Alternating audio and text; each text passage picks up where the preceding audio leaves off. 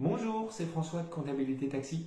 Vous me posez souvent la question s'il est possible de cumuler le statut de l'auto-entrepreneur avec celui de l'entreprise individuelle ou de l'EURL ou de la SASU.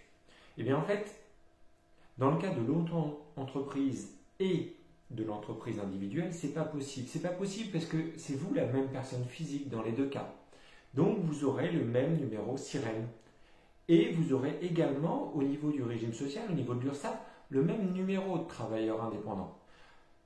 Sauf que d'un côté, vous serez au régime microfiscal et microsocial, alors que de l'autre, vous serez dans un régime réel du point de vue fiscal et du point de vue social.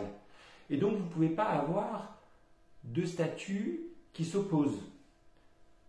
Maintenant, sur le statut de l'auto-entrepreneur, avec le gérant majoritaire de l'URL. Là, effectivement, ce ne sera pas la même personne. D'un côté, vous aurez vous, personne physique, et de l'autre côté, vous aurez le URL, la personne morale. Donc, du point de vue fiscal, pas de souci. Par contre, le problème, ça va être toujours au niveau social, puisque vous aurez toujours le même numéro de travailleur indépendant au niveau de l'URSSAF, sauf que d'un côté, ce numéro, il sera microsocial, de l'autre, il sera sur un régime plus traditionnel, réel, et donc ça s'oppose, c'est pas possible. En revanche, auto-entreprise et SASU, ça c'est possible. C'est possible parce que quand on est en SASU, on n'est pas affilié au régime des travailleurs indépendants, donc là pas de problème.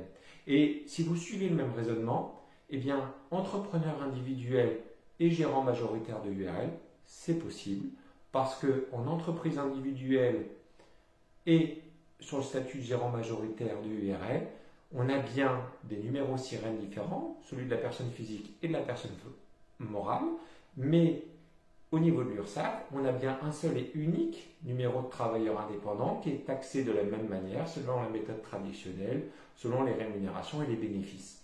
Donc vous voyez bien que auto-entreprise n'est cumulable qu'avec la SASU. Dans tous les autres cas, ce ne sera pas possible à partir du moment où il y a une discordance entre le régime fiscal et le régime social dans certains cas.